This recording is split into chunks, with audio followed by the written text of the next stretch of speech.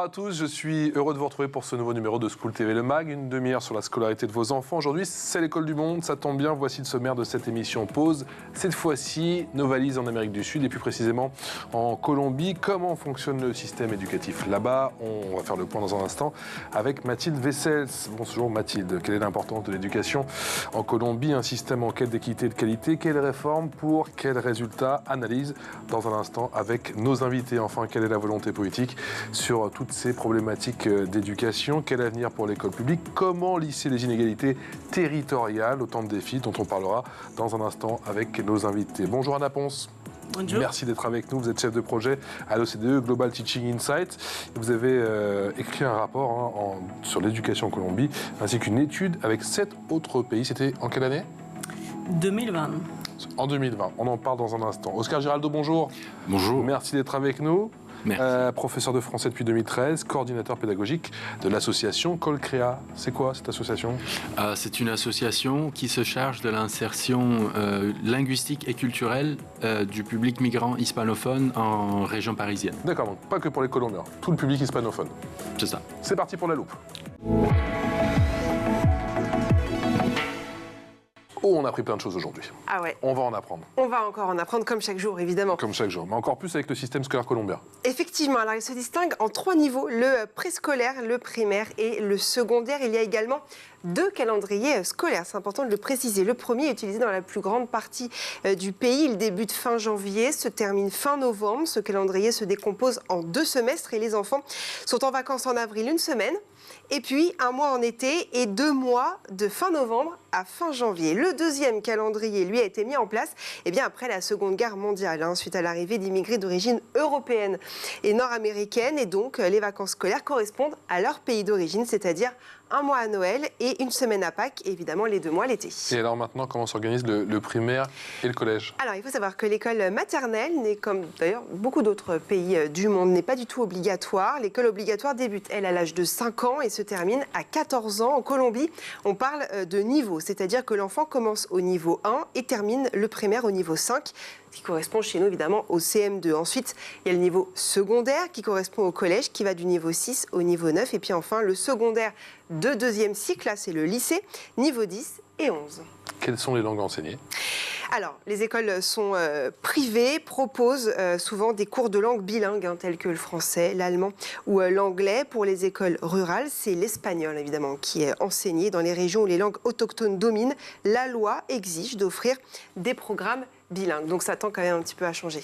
On en parle souvent, Mathilde, dans l'école du monde, effectivement, avec les différents pays. On observe très souvent une différence de niveau entre les zones, en agglomération bien sûr, et les zones rurales. C'est le cas ici? Oui, malheureusement, on observe encore une fois une inégalité sociale en fonction des origines des élèves. Les professeurs qui enseignent dans les campagnes sont moins qualifiés en général que ceux qui se trouvent en ville. Il faut savoir que 55% des enfants issus des écoles rurales abandonnent l'école primaire avant la fin.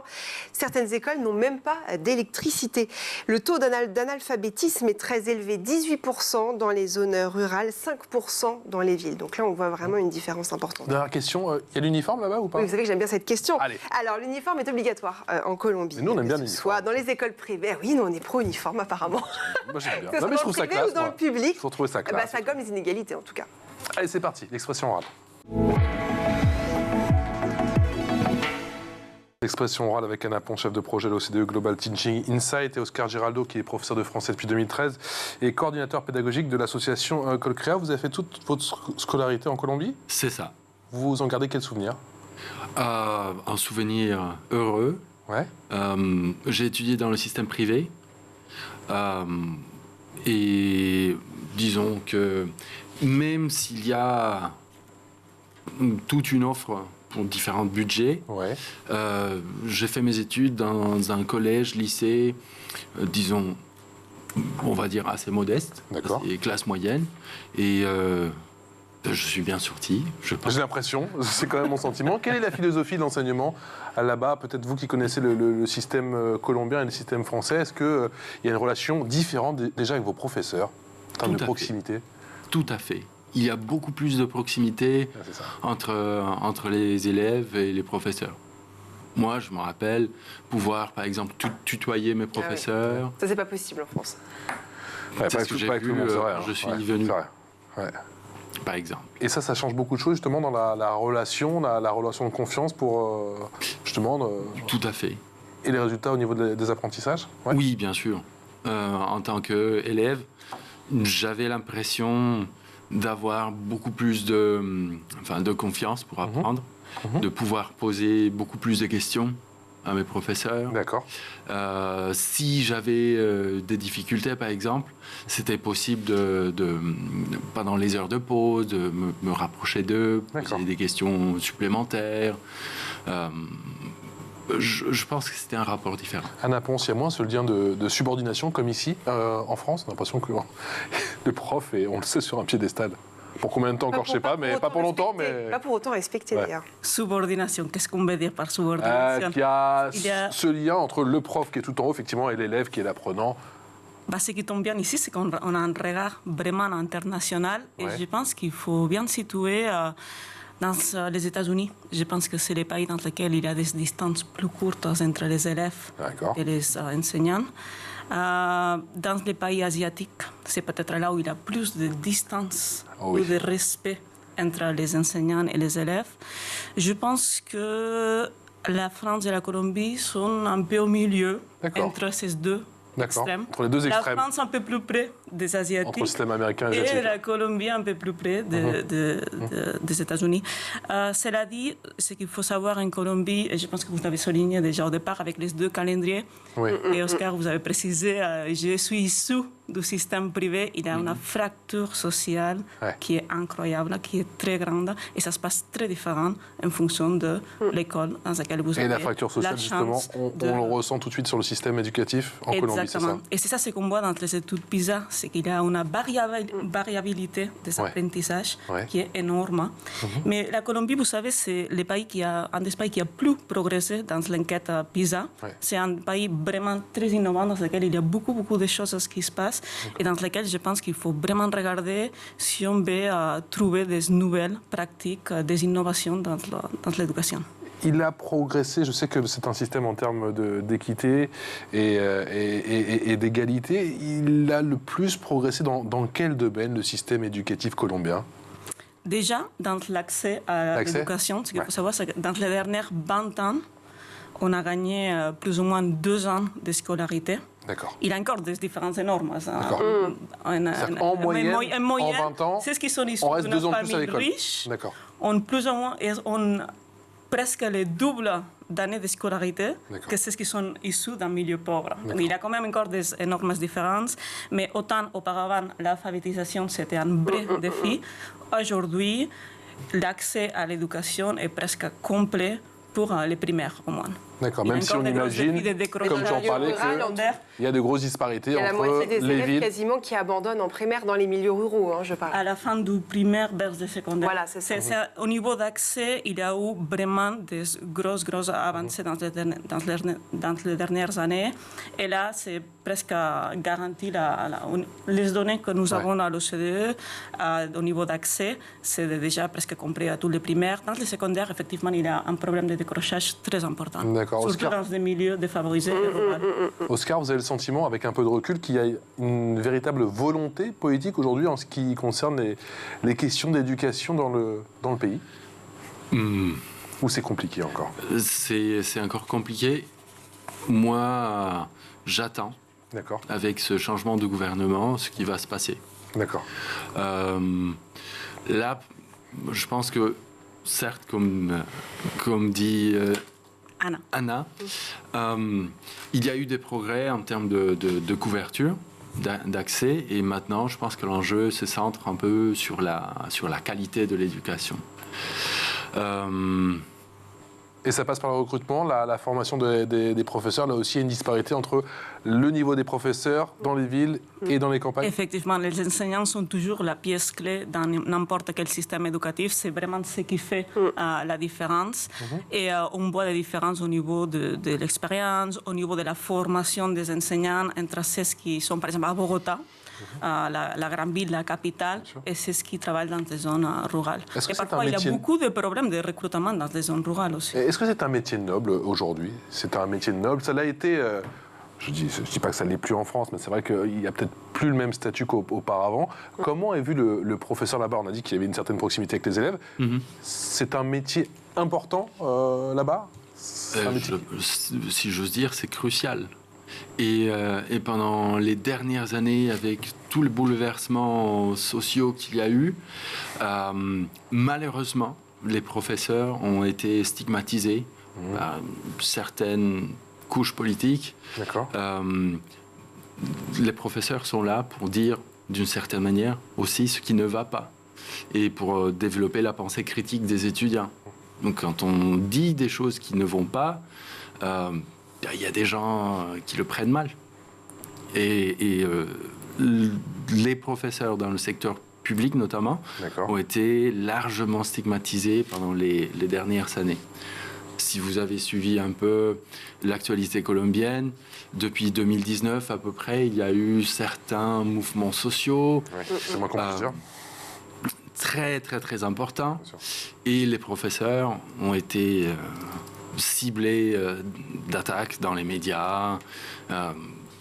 Son prestige a été vraiment vraiment affecté. Une société qui s'attaque à ses professeurs, ça traduit quoi? Qui s'attaque aux professeurs? Qui cible ses professeurs? Je pense que c'est plutôt une question pour Oscar là, qui vient de lancer. Moi, je pense que les profs ou les enseignants en Colombie sont vraiment très engagés. Il y en a parmi eux qui sont dans des endroits vraiment difficiles. J'ai visité des écoles dans des endroits vraiment paumés, très défavorisés. Et là, tu vois vraiment l'engagement des professeurs. Mais il y a aussi beaucoup d'inégalités au sein des professeurs. Il y a une espèce de dualité des professeurs qui sont dans les vieux statuts, qui ont beaucoup de privilèges, et des professeurs qui sont un peu plus dans la précarité.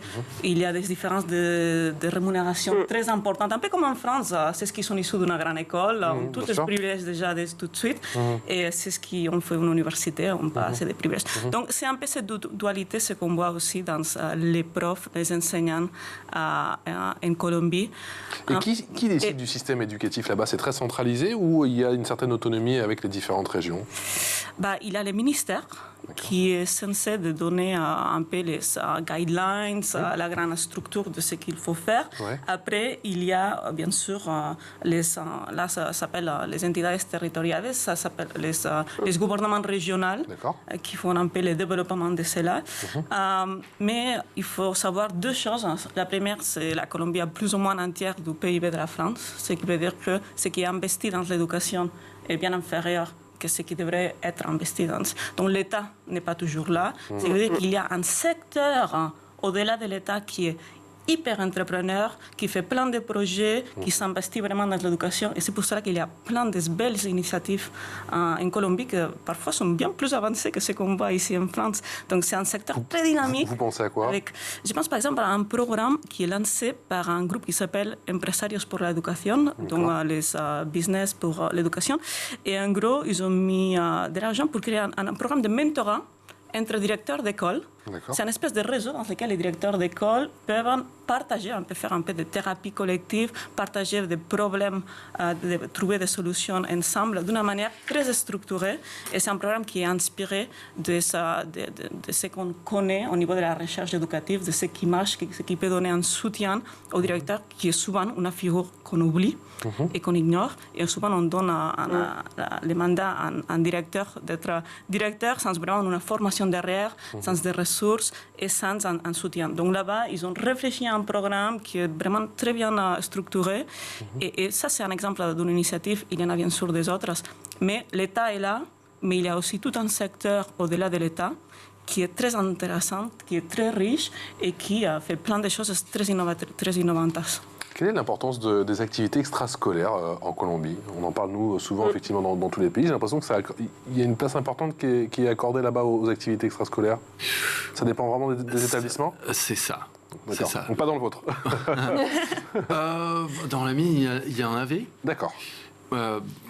C'était issu du secteur privé, donc il y avait des activités. On chante, on danse, il y avait beaucoup de musique. Notamment.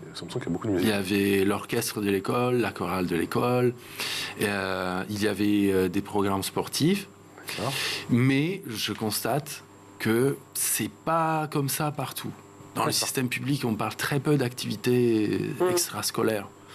Alors que, en fonction du budget, les institutions privées peuvent développer des programmes énormes.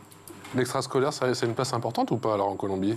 Effectivement, ça a été un des grands débats dans les dernières années en Colombie, ça a été la durée de la journée scolaire. Alors vous posez la question sur l'extrascolaire, mais le problème c'est parfois qu'on n'a pas assez d'heures pour les scolaires en tant que tel.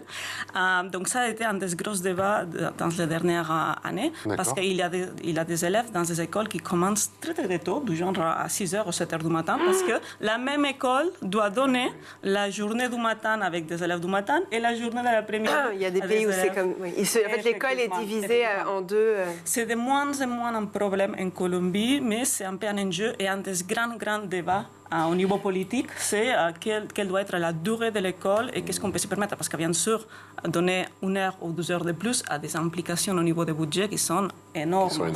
Mais un des ministres précédents a établi ce qu'on appelle la jornada única, le fait d'avoir une seule journée et un peu plus longue.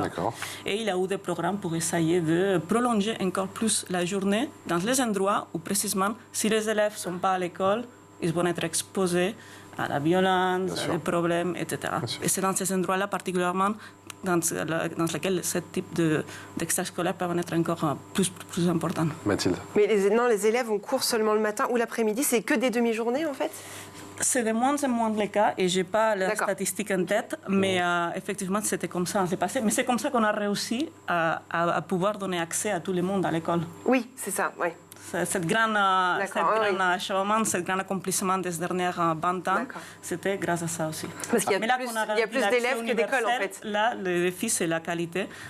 Et pour la qualité, il faut prolonger la journée, il faut mettre des extrascolaires, etc. Parce que vous manquez d'écoles, en fait, c'est pour ça. Il y a beaucoup trop d'élèves et il n'y a pas assez de professeurs et d'écoles, c'est ça.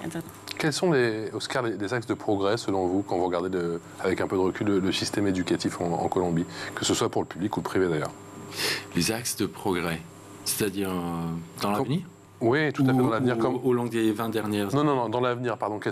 À partir d'aujourd'hui, quelles réformes on peut mettre en place justement pour que, effectivement, le système continue à progresser? Parce que c'est vrai qu'avec un peu de recul, et comme l'a dit Anna, si on prend du recul sur 20 ans, il y a quand même eu des bonnes choses, notamment concernant l'accès. Tout à fait, tout à fait. Je pense qu'il faut centrer l'action sur le développement de la pensée critique. C'est pas seulement aller à l'école pour avoir des informations, quoi faire avec.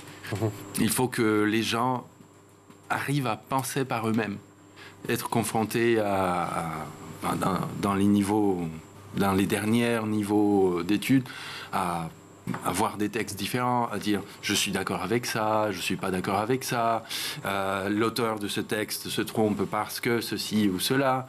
C'est cette capacité d'argumentation qui manque encore dans le pays. Et on le voit après. Les gens tombent facilement dans des discours après, peut-être politiques, ou en général, il manque cette capacité de se positionner par rapport à l'information. C'est comme dans certains, parce qu'on parlait tout à l'heure des extrêmes avec les pays asiatiques et les Américains, mais justement, il y a certains pays, notamment en Asie, qui cultivent cette culture du par cœur. En Colombie, c'est quoi du coup? Quel type d'apprentissage? C'est un apprentissage très frontal. C'est un peu ça ce qu'on a vu dans l'étude vidéo qu'on a réalisée, le Global Teaching Insights Video Study. On a vu que plus de 90% des profs enseignent d'une manière frontale, directe, et dans laquelle les étudiants apprennent d'une manière très passive. Donc c'est un peu ce modèle industriel qui nous a permis de garantir l'accès universel à tous les élèves, mais qui ne marche pas pour vraiment assurer ou améliorer la qualité. Mathilde. Non, mais alors, je vous rassure, c'est pas qu'en Colombie. Je veux dire, en France aujourd'hui, on voit que les débats sont de plus en plus pauvres. Donc, je ne sais pas si ça vous rassure, mais enfin, pour le coup, je pense que c'est mondial. C'était ce système scolaire qui périclite et où effectivement, on apprend de moins en moins aux élèves à s'exprimer et à argumenter surtout. C'est pas forcément que pour la Colombie. Est-ce que vous avez le sentiment, Oscar, qu'il y a plus de liberté dans les établissements français que vous avez peut-être entrevus par rapport aux établissements en Colombie? peut-être... Alors, on n'a pas l'uniforme, je ne veux pas forcément dire que c'est rigide ou pas, moi, je pense que chacun a son avis, mais sur le fait que j'ai quand même le sentiment qu'en France, dans certains établissements, tu peux à la pause sortir. Je crois qu'en Colombie, ça se fait pas trop, tu restes forcément dans ton établissement. Même au lycée? Même au lycée, je crois. Ouais. Même au lycée. C'est ça, ouais. Oui. Après, je sais que dans les régions, ou dans les petits villages, les élèves peuvent aller à la maison, déjeuner, et puis ils reviennent pour la fin de la journée. Comment vous définiriez, Anna, le type d'enseignement, justement, en Colombie? C'est un pays qui est très divers, ça c'est la richesse du pays, et ça veut dire qu'on a les meilleurs profs du monde, mais on a aussi des profs qui ont un peu plus de mal. Pour moi, l'étude qu'on a fait à l'OCDE a montré qu'un des grands défis de la Colombie et un des axes à l'avenir, c'est avoir un curriculum. D'accord. On dit comme ça, un curriculum en français. C'est ça. Un curriculum, c'est un peu la pièce stratégique d'un système dans lequel on fixe ce que les étudiants doivent apprendre, ce qui permet de savoir quel est le profil des profs qu'on a besoin et quelles sont les méthodes pour cet apprentissage. Donc, il se trouve qu'en Colombie, dans les années 90, les syndicats, il y a eu un grand mouvement de syndicalistes qui a fait qu'on a donné l'autonomie totale au prof, à l'enseignant, de définir son propre curriculum. Ce qui veut dire qu'en Colombie, il n'y a pas de matériel didactique, il n'y a pas de livre de texte. Donc, c'est le pays de l'OCDE dans lequel il n'y a pas un curriculum national. Même le 12e pays, la Nouvelle-Zélande, a un curriculum qui est un peu plus structuré. Le fait de n'avoir pas un curriculum national, ça veut dire qu'on n'a pas de livres de textes. Et ça veut dire que les profs qui sont dans ces zones rurales, avec plein de problèmes, avec plein de violences et d'autres enjeux à gérer, en plus, doivent être capables de définir un curriculum. Donc, c'est une idée très belle, très intellectuelle pour les grands profs de Bogota, avec beaucoup de ressources pour définir son curriculum, mais c'est vraiment l'empêchement pour améliorer la qualité du système et pour établir... Tu n'as pas une vision claire, tu n'as pas un programme effectivement établi. Exactement. Il y a des guidelines un peu trop high level qui ne sont pas atterrissés. Mais alors comment on évalue justement l'efficacité? C'est impossible. Précisément, ce qui est très curieux, c'est que il y a un institut d'évaluation qui est parmi les plus avancés de l'Amérique latine et qui pourrait être une inspiration pour la France même. D'accord. Qui est vraiment très, très, très capable. Mais vous voyez, c'est un problème quand c'est un institut d'évaluation, c'est eux qui décident ce qu'ils doivent évaluer. Ça devait être une décision politique qui vient donner pour la société de ce qu'on veut que nos élèves apprennent pour l'avenir. Et ce n'est pas le cas en Colombie aujourd'hui. On a parlé d'inégalité sociale, inégalité géographique aussi. Est-ce qu'il y a une égalité de sexe entre les filles et les garçons dans la scolarité et peut-être des filles qui quittent beaucoup plus le collège et puis après le lycée? C'est une question très pertinente parce qu'effectivement, on n'en parle pas souvent, mais il y a beaucoup d'inégalités de sexe partout, pas seulement en Colombie, aussi en France. Oh, ça, c'est pour ça qu'on en parle tout le temps ici. Ah ouais, écoutez, il faut que Mais c'est un vrai défi parce qu'on voit par exemple qu'il y a par exemple, entre la lecture, les femmes ont des taux de réussite bien plus élevés que les hommes. Par contre, dans les mathématiques, c'est le contraire. En France, c'est pareil. Dans l'accès, exactement. Ce qui se passe dans la salle de classe, ça, c'est une autre histoire et il faudrait voir dans chacun des niveaux. C'est vrai qu'à une époque, par exemple, le fait d'être enceinte à un âge adolescent, dans quelques écoles et milieux, c'était un vrai problème. C'est de moins en moins le cas, mais ça reste un enjeu. À partir de là, on peut trouver tout un ensemble de choses à discuter sur qu'est-ce que ça veut dire en pratique au niveau des relations dans la salle de classe. Oscar, moi là-dessus? Non, j'allais dire exactement la même chose. L'une des problématiques claires pour les femmes, c'est la grossesse. Les filles tombent... Il n'y a pas assez de prévention. Non. Non. Il n'y a pas assez de prévention. Et ça a été même un fort débat politique il y a quelques années. On a essayé de publier une espèce de charte éducative pour promouvoir un peu la protection, l'éducation sexuelle. Et ça a été démonisé par une partie conservatrice du pays, oui, un peu trop conservatrice, et ça n'a pas pu être mis en place. Au niveau que la ministre a dû démissionner à cause de ça. À cause de ça. Et l'IVG, pardon, c'est... Il y a l'IVG en Colombie ? Sous les 3 conditions qui a été acceptées. C'est-à-dire quand il y a le danger de mort pour la mère, quand c'est issu d'un viol. Oui, d'un viol. Et la troisième si l'enfant n'est pas viable, peut-être. C'est ça. Voilà. L'info en plus. Il n'y a pas cette liberté encore. L'info en plus avec Mathilde. Pour cette info en plus, Mathilde, tu nous parles du bénévolat dans une maison de jeunes située dans une petite ville de Colombie qui se trouve juste à côté de Bogota. Alors si jamais vous êtes en Colombie ou si vous voulez partir en Colombie pour faire du bénévolat, eh bien vous pouvez vivre une super expérience avec Globalon, ça s'appelle. Il s'agit d'un centre qui accueille environ 80 enfants après l'école et qui propose des activités périscolaires en attendant que les parents rentrent du travail et viennent les chercher. Vous serez amenés à organiser des activités ludiques, culturelles ou sportives avec les enfants et à animer des activités telles que le sport, le chant, le dessin ou encore des jeux. La pension, elle est complète du lundi au vendredi. Vous pouvez aussi aller dans une famille d'accueil, c'est tout à fait possible. Ces missions sont reconnues comme des stages d'études à l'étranger. Il est aussi possible de combiner une autre mission de bénévolat, par exemple s'engager dans un centre d'accueil de jour pour les personnes âgées. Oscar, vous avez le sentiment que l'image de la Colombie est en train doucement de changer? Quand je parle d'image, le premier mot qui nous vient souvent à l'esprit, c'est le mot de violence. C'est alimenté par l'histoire peut-être de votre pays, effectivement.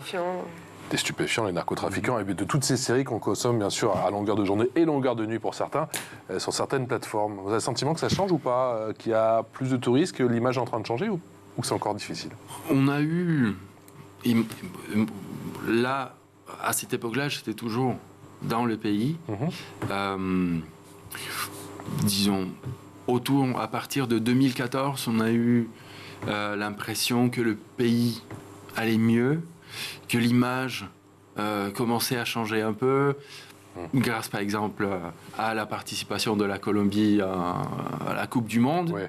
Ça nous a donné un peu plus d'arguments pour parler d'autres choses, les sportifs, les musiciens, c'est-à-dire la Colombie a beaucoup de choses à offrir au niveau culturel, au niveau touristique, bien évidemment. Ça a été un peu freiné, on va dire, mais là je pense que ça peut démarrer. L'enjeu crucial pour pouvoir développer d'autres idées et pouvoir partager aussi d'autres idées, c'est la paix. S'il n'y a pas la paix dans le pays, ça sera très difficile de pouvoir parler d'autre chose que de violence. Anna, quel avenir pour la Colombie? Et surtout, est-ce que l'image est en train de changer ou elle reste encore un peu brouillée? Moi, je suis très optimiste. Je pense qu'absolument, il y a eu un changement énorme. On dit à l'OCDE qu'il y a eu une espèce de révolution silencieuse parce qu'il y avait plein de choses qui changeaient dans les pays et que on a été complètement inaperçus au niveau international. Personnellement, à chaque fois que je vais en Colombie, je trouve des initiatives d'innovation. Je parlais tout à l'heure, les grands défis du système éducatif, soit en France, soit en Colombie, soit partout, c'est l'innovation. En Colombie, ça se trouve c'est une évolution. Il y a plein d'initiatives qui ne sont pas encore certainement l'échelle nationale, mais qui a plein d'initiatives à prendre en considération et à s'inspirer. Et je pense que c'est un pays qui promet beaucoup. Effectivement, il a plein d'enjeux, mais c'est un des pays qui a pu progresser. Et en regardant ce qui se passe maintenant, c'est un pays qui promet beaucoup à l'avenir. C'est pour cela qu'à l'OCDE, nous sommes ravis que le pays-là, maintenant, il fait partie de cette organisation internationale. Justement, Anna, vous qui connaissez les différents systèmes, la France, elle pourrait s'inspirer comment, justement, du système éducatif colombien? Qu'est-ce qu'elle peut grappiller? J'ai parlé, par exemple, de l'Institut d'évaluation. C'est un institut d'évaluation qui fait plusieurs épreuves, par exemple. Le ministre de l'Éducation vous écoute. Je dis ça, je ne vous mets pas la pression, mais attention. Il est en quête d'idées, il est en quête d'idées, donc il vous écoute. On peut commencer, si vous voulez, alors pour les problèmes partagés. Allons-y. Les problèmes partagés, c'est le redoublement. qui est très existant ici, très existant en Colombie. Problème partagé, c'est aussi changer cette culture des enseignants. Par exemple, quelque chose comme l'observation des enseignants. Vous avez mis un des vidéos qu'on a récupérées en Colombie. C'est impossible de rentrer dans une salle de classe en France et apprendre d'un enseignant. Ou de permettre à quelqu'un de vous observer, vous donner des feedbacks. L'observation, c'est pas possible ici. C'est très difficile en Colombie aussi, même si cet institut d'évaluation essaie de mettre en place une épreuve dans laquelle on évalue les enseignants à travers de la vidéo, d'une vidéo. Et par contre, ce que nous dit la recherche scientifique, c'est que c'est à travers de l'observation, c'est à travers du regard qu'on peut plus apprendre d'un prof. On peut voir comment l'étudiant réagit à des différentes méthodes pédagogiques. Et c'est ça ce qui nous permet après de cibler mieux les stratégies pour chaque élève. Donc, il y a plein de problèmes qui sont partagés, parmi lesquels l'observation, le redoublement, ce changement de l'enseignement frontal à l'enseignement qui est plus interactif, plus dynamique. Mais en même temps, je pense qu'en Colombie, il y a plein de choses aussi d'apprendre de la Colombie. J'ai déjà mentionné tout ce dynamisme du secteur privé, d'initiatives. Ce n'est pas des choses, je pense, ou des réformes à échelle, c'est clair. En regardant les grands résultats que la France pour l'instant, a bien mieux réussi que la Colombie. Mais c'est en regardant un peu au-delà de cette masse de forêt qu'on voit plein d'initiatives qui peuvent inspirer de petits changements ici en France. J'ai mentionné ce programme pour ce réseau pour les directeurs. Il y a aussi des initiatives de changement des méthodes pédagogiques dans des centres urbains.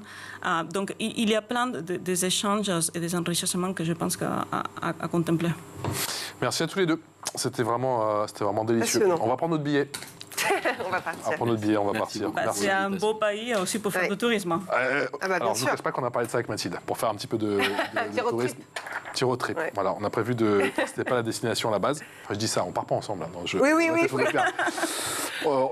mon mari, vous avez votre femme. J'ai ma femme, voilà. Chérie, et comment tu l'appelles Chouchou. Chérie, voilà. Tout se passe bien, tout va très bien. Merci infiniment. Désolé, Oscar Geraldo, professeur de français depuis 2013, coordinateur pédagogique de cette association École Créa. Un grand merci également à Anna Ponce, chef de projet à l'OCDE, Global Teaching Insight. On peut retrouver votre étude, justement? Oui, tout à fait, dans le site www.globalteachinginsights.org. Et pas seulement on peut y retrouver les vidéos de la Colombie, mais on peut aussi apporter ses propres initiatives. Allez, le ministre vous écoute, attention. Excellente journée. À très vite.